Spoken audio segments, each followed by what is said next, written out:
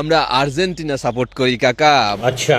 আমরা Brazil support করি কাকা। আমাদের হ্যালো বন্ধুরা, আমাদের রোস্টার ফারাবি ভাইকে তো আপনারা সবাই চিনেন, যিনি অন্য মানুষদের রোস্ট করতে করতে এখন রোস্টিং চুলার উপরে নিজেই বসে গিয়েছেন। আজকের ঘটনা কি? দাঁড়ান দাঁড়ান, বলছি ঘটনাটা কি। আমাদের রোস্টার ফারাবি ভাই নাকি সকালবেলা আর্জেন্টিনার জার্সি পরে চা খাচ্ছেন, আবার বিকেলবেলা ব্রাজিলের জার্সি পরে লুডো খেলছেন।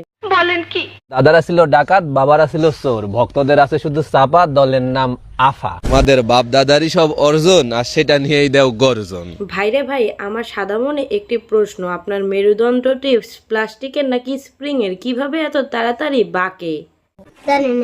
আকাশে সাদা জার্সি গায়ে জড়িয়ে যখন মেসি গোল করে, তখন ফারাবি ভাই স্ক্রিনের সামনে এসে কাঁদে আর বলে, আহ, ফুটবলের ঈশ্বর নেমে এসেছে জমিনের বুকে। আর নেইমার যখন ডিগবাজি খায়, তখন ফারাবি ভাই বলে, উফ, এইটাই তো অ্যাক্টিং।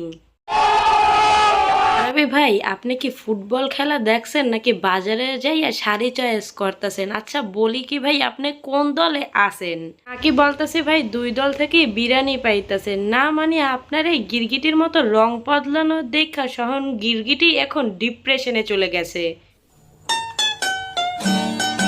আর্জেন্টিনা জিতলে আর্জেন্টিনার ফ্যান, আর ব্রাজিল জিতলে ব্রাজিলের ফ্যান। এইভাবে চলতে থাকলে তো বিশ্বকাপের পরে আইপিএল শুরু হবে, তখন আপনি চেন্নাই আর মুম্বাইয়ের জার্সি একসাথে সেলাই করে পরবেন। তো বন্ধুরা, ফারাবি ভাইয়ের এই গিরগিটি জার্সি থিওরি আপনাদের কেমন লাগলো? ভাই আসলে কোন দলের ফ্যান, নাকি শুধু বিরানিরই ফ্যান? আপনারা যদি কেউ জেনে থাকেন তাহলে অবশ্যই কমেন্ট করে জানাইয়েন। আর ভাই, ভিডিওটি আপনার কাছে পৌঁছাইলে রাগ কইরেন না। কি রাগ করলা?